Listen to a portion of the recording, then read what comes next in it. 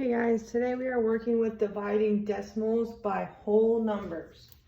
Okay, so dividing decimals by whole numbers. You should have out your notebook and you are taking notes as I go. So first, we are going to divide as if there is no decimal. So we are going to start out and ignore the fact that there is a decimal at all. Then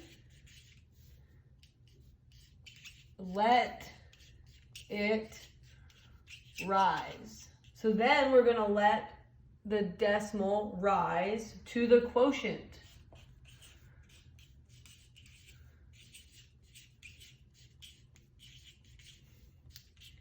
And remember, the quotient is the answer to our division problem.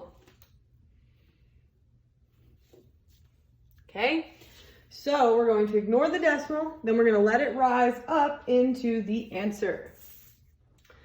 So we are going to work with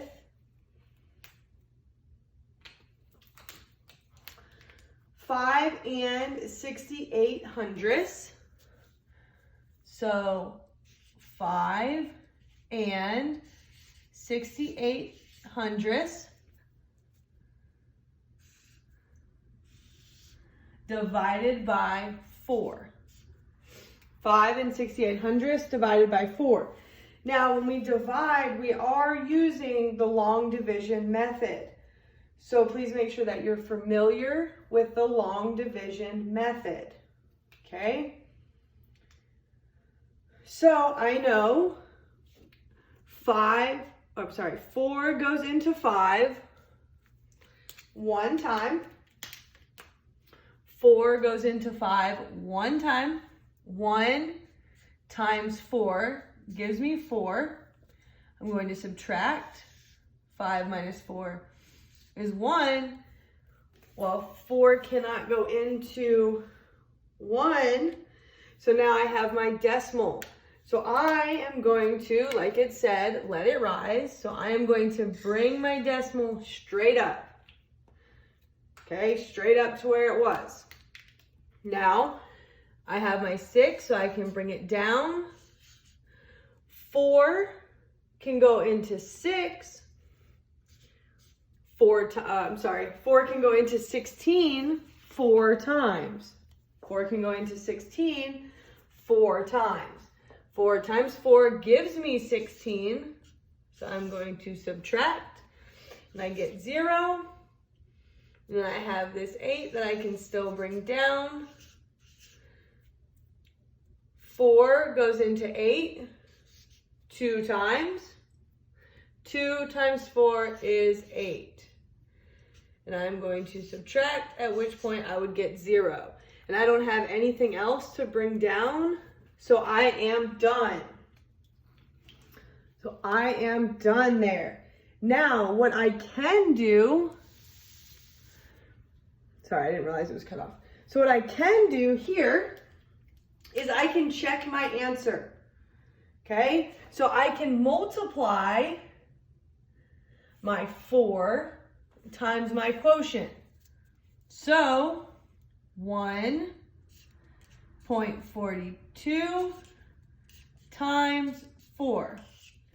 4 times 2 is 8.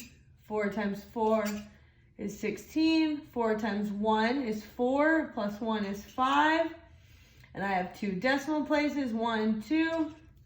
So my answer is 5 and 68/100ths, which is my original dividend. So I am correct. Okay, now let's do one more. I have 79 and 35/100ths divided by 23. So 79 and 35/100ths divided by 23. So I'm going to pretend there's no decimal, divide like normal, and I'm going to bring up my decimal here. So it is already in my quotient and ready to go. So how many times can 23 go into 7? Well, it can't. But 27 can go into 9. So I know 23 times 2 would be 46. So I'm going to try 3 times. Okay, so I'm going to try 3 times. So 23 can go into 79 3 times. 3 times 23, well, 3 times 3 is 9, and 3 times 2 is 6, 69. Then I'm going to subtract 0, 1. 23 cannot go into 10, so I am going to bring down. Okay, well, now I got to figure out how many times 23 can go into 103. Well, I know 3 times gave me 29. 3 times gave me 69. So let's try 4 times. Okay, and then because I know some of you need practice, so I'm going to work it out over here. So 23 times 4. 4 times 3 is 12. 4 times 2 is 8. And 1 is 9. So that is going to give me 92. 4 times 23 gives me 92. It is always okay to do your work on the side. I would rather you work it out and get it right than try and do it in your head and get it wrong. So now I'm going to subtract. 3 minus 2 is 1. 10 minus 9 is 1. Okay. Then I am going to bring down my 5. 23 goes into 115. Well, 4 times was 92. So I am going to say 5 times. 5 times 23. Again, I am going to work it out. 23 times 5. 5 times 3 is 15. Carry my 1. 5 times 2 is 10 plus 1. And look at that. It is 115 exactly. So I have no remainders. So my answer would be 3 45/100. Again, I can check it down here. So I can do 3 45/100 times 23. So 3 45/100 times 23. 3 times 5 is 15. Carry my 1. 3 times 4 is 12 plus 1 is 13.